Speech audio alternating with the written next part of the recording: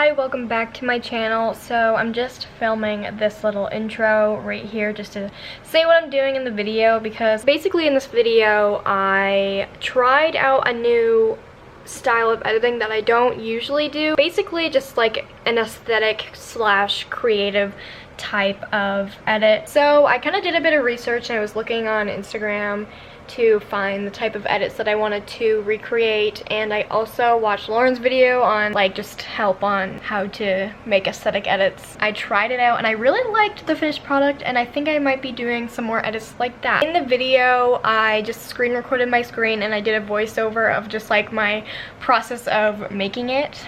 It's kind of chaotic, but it's fine. I'll show the finished product at the beginning and the end because, you know, why not?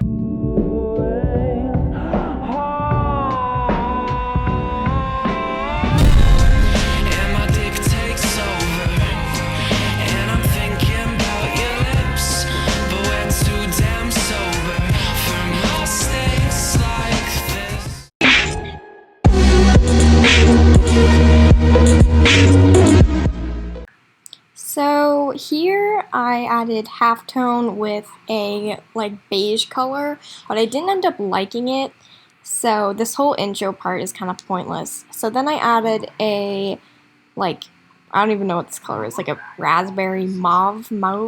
Oh, then I added white and put it behind the halftone clip thing and added a border, and then I added roughened edges to make it look like it was like a piece of paper, which I did end up keeping. And yeah, here I am just playing around with the settings. And then I pre-composed it to add them together. And here I'm adding turbulent displace to make the clip have like a little bit of like texture. And my settings are amount 10, size 15, and time 10, but I usually play around with it like I am here. So I changed time to 4. So yeah, here I added a overlay. I got these overlays from Lauren's YouTube video about aesthetic edits. Oh, I added Claro by Jacey's Vids, just a little text thing that I made at the bottom, and it like kind of slid across the screen for a little bit of pizzazz, I guess you could say.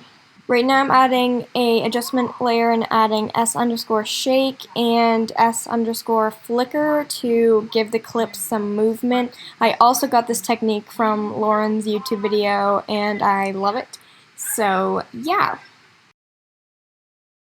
Now I'm adding camera lens blur at the beginning of my first clip because the audio is like really muffled at the beginning, so it like kind of blurs in. I thought it looked cool.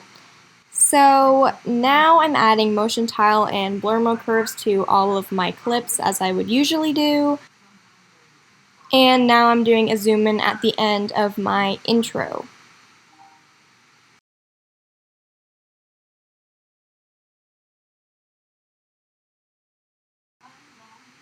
Now I'm adding a glitch behind my first clip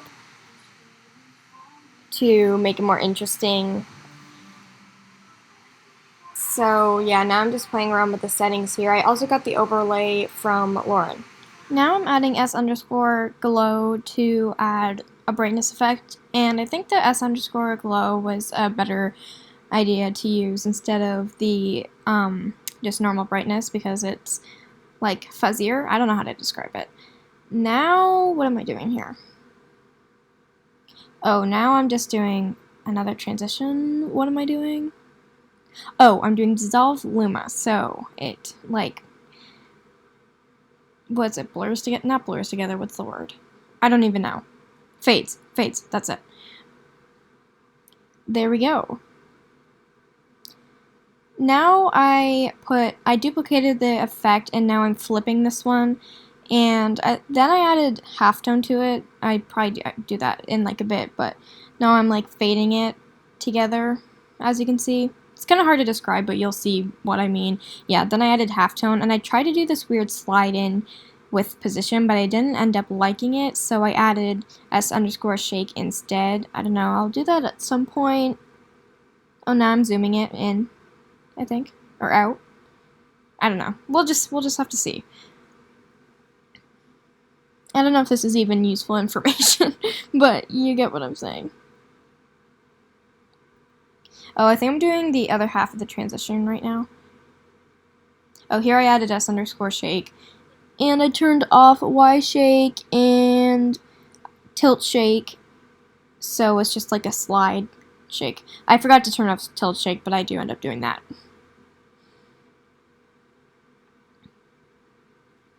Still look cool with tilt shake on though. I was debating on leaving it, but I turned it off, as you can see.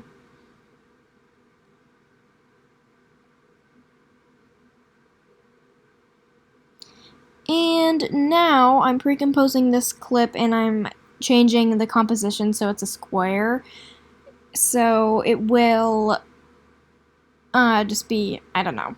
Like, then I added page turn, so it's like a little piece of paper.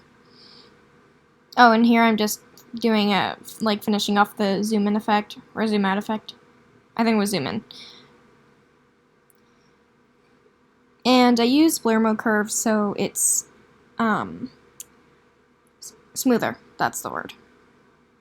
Now I'm adding page turn, so as I said, it would look like a little piece of paper. Here I'm just like fixing the page flip part. And now I'm doing the graphing for that. And voila, it's a little page flip. And I also added S_shake to it, so it like shaked in. It shaked right in.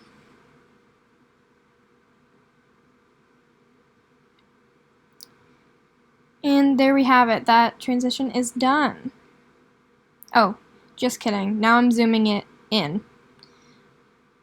And then I also turned on the 3D thing, so now I'm doing Y rotation, so it flips. Yeah, I'm really bad at describing things. Now we're moving on to the next clip. Now I'm just gonna zoom in this clip and then, come on, what's taking so long here? Yeah, now I'm zooming it in and then I duplicated it and then I pre-composed it, I think. Yeah. Or no, I just got rid of the motion tile and then zoomed it out.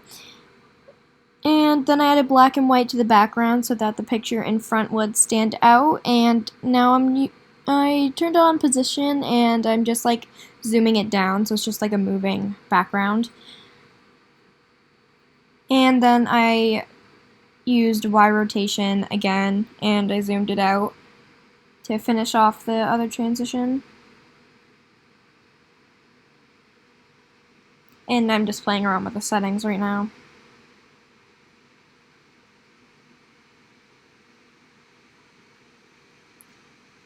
Oh, then, what did I do here? Why am I back on this one? Oh, I added glow to this clip. And also the glitch effect, so it's a little glitchy. Now I'm adding a text effect that says over multiple times, and I'm adding it to the corners just to add a little bit of like pizzazz to the clip so it's not just so like bare.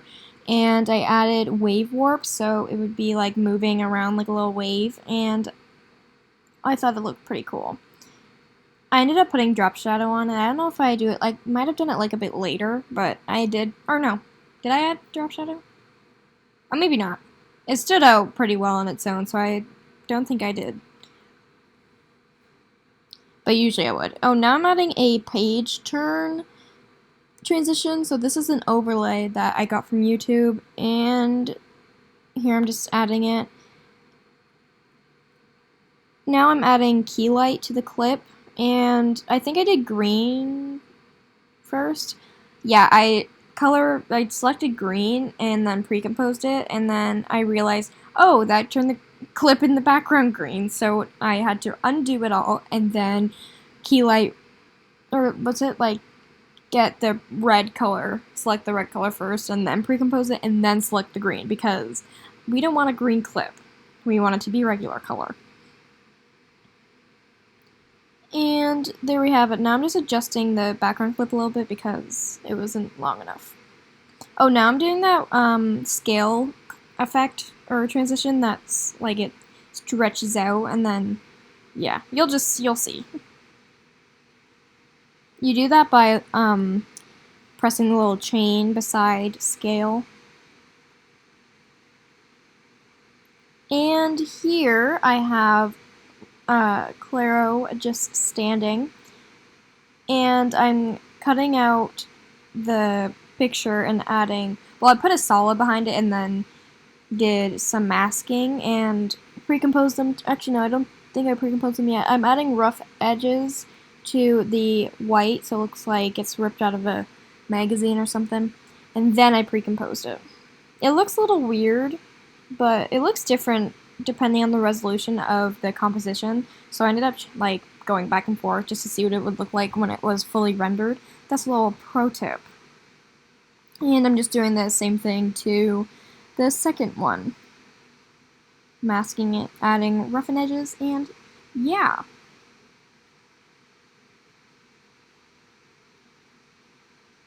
Oh, and I also added s_shake to it, so it shakes in. Also, here I was playing around with the settings. I'm behind.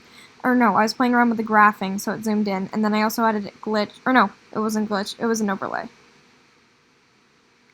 The same overlay from the beginning. And I'm also, when it zooms in, I made it so it like goes black and white as well.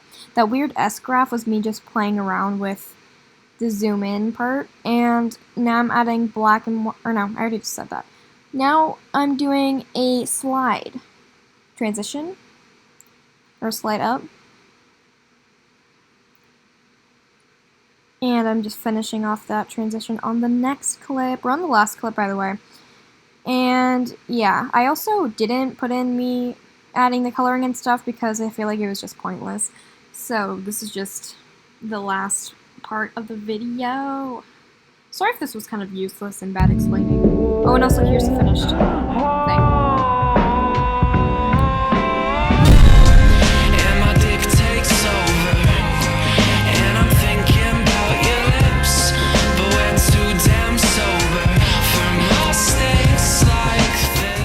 So that is it for this video. If you made it this far, thank you. If you enjoyed, give this video a thumbs up and subscribe. Also, if anyone has any recommendations of what kind of videos I should do, leave it in the comments below. And thank you for watching.